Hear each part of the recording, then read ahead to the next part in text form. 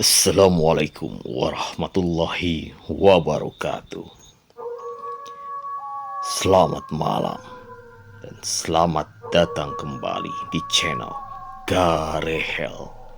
Channel yang akan selalu menyajikan cerita misteri, mistis dan horor bersama saya, Mamang Goblis. Malam ini Mamang akan membawakan sebuah cerita kisah nyata yang berjudul Pesugihan Sate Gagak. Sebelum itu Mamang mengingatkan dulur-dulur untuk mengaktifkan notifikasi loncengnya biar selalu mendapatkan update cerita terbaru dan juga bagikan cerita perihal misteri ini di sosial media dulur-dulur semua. Jadi, simak terus ceritanya, biar kita semua tahu dan tidak gagal paham. Perihal misteri kisah nyata kali ini adalah pengakuan dari seorang mantan pelaku pesugihan sate gagak. Narasumber mengisahkan pengakuan mencengangkan saat melakukan pesugihan sate gagak. Pengakuan yang dibuat narasumber tidak untuk ditiru, karena pesugihan dengan metode apapun memiliki resiko yang berbahaya. Terbentur masalah ekonomi, narasumber nekat melakukan pesugihan sate gagak atau berjualan sate gagak di sebuah hutan di daerah Jawa Timur. Pesugihan sate gagak adalah pesugihan yang cukup tua di Pulau Jawa. Hanya dengan berjualan sate gagak, pelaku pesugihan akan mendapatkan keuntungan yang luar biasa. Pesugihan sate gagak itu harus nekat, pantang mundur sekali jalan. Dan tempatnya sudah ditentukan oleh si mbah dukun di tempat yang wingit atau angker. Ucap narasumber. Berjualan sate gagak itu tidak berjualan dengan manusia. Pasti nanti yang membeli bukan manusia, sambungnya. Kemudian ia menjelaskan jika praktik pesugihan sate gagak memiliki resiko yang sangat tinggi. Selain mental, keamanan diri sendiri akan terancam saat berjualan pada sosok makhluk halus. Pria paruh baya ini menambahkan, jika burung gagak yang akan dijual untuk keperluan pesugihan sate haruslah dalam kondisi hidup dan disembelih di lokasi berjualan. Saya bersiap di malam Jumat, membawa bumbu seadanya, tungku, arang, dan tusuk sate.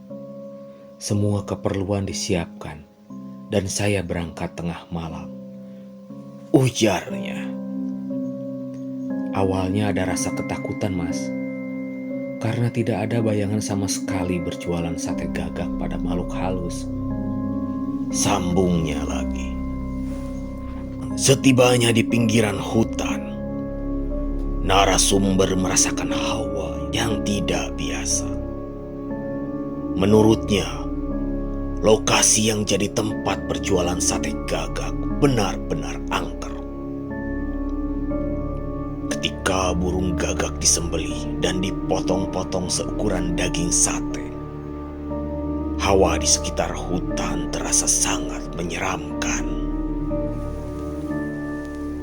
Waktu itu saya mencopot semua pakaian. Ritual yang disampaikan si mbah itu harus berjualan dalam kondisi tidak pakai busana. Ucapnya. Ayah dua anak ini menambahkan, jika daging pada burung gagak tidak sebanyak unggas lain, dari satu ekor burung gagak akan didapat sekitar 10 hingga 11 tusuk sate gagak saja.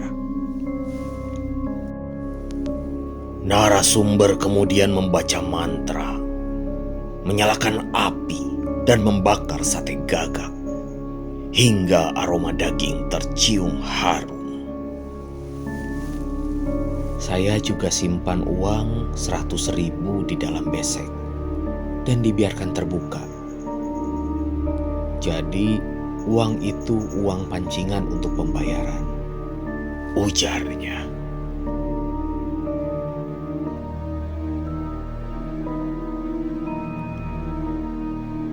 Suasana benar-benar berubah seketika. Apalagi saat asap dari pembakaran sate mulai memenuhi sekitar tempat berjualan. Lambat laun, dari kejauhan terdengar langkah kaki. Jelas, langkah kaki itu bukan langkah kaki manusia.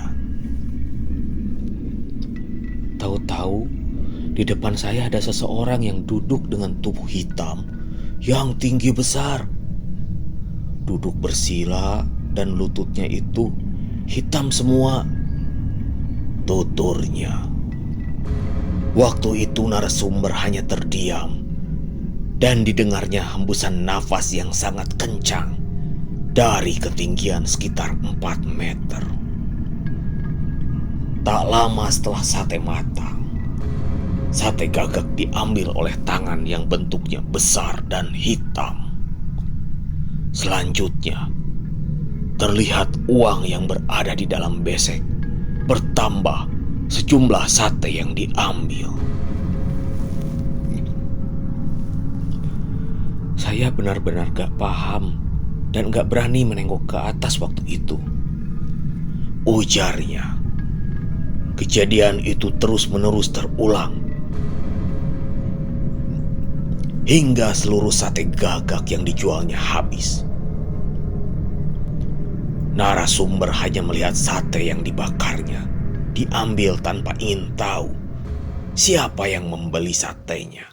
Setelah sate gagak terjual semua, kondisi di sana semakin mencekam.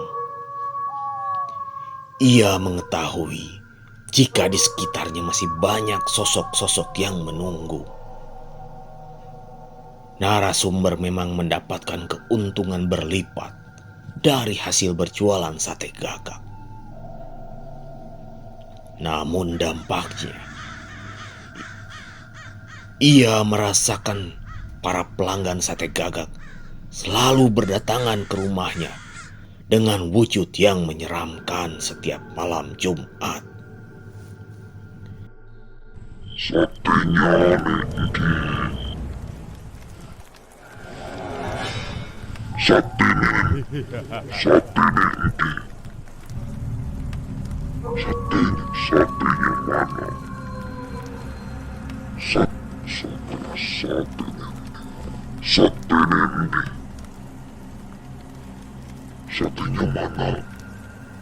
Pungkasnya. Nah, itu tadi cerita Mamang perihal misteri kisah nyata pesugihan sate gagak. Mamang mohon maaf apabila ada salah ucap dan salah kata, atau juga bila ada kritik, saran, dan masukan.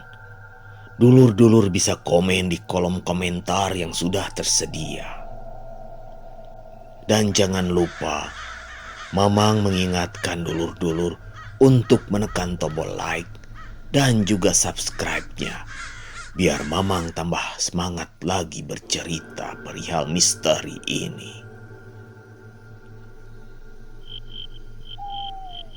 Dan tidak lupa Mamang mendoakan dulur-dulur semua agar diberikan kesehatan selalu, lancar jaya dalam segala hal, diberikan rezeki yang berlimpah, dan diselamatkan di dunia dan akhirat.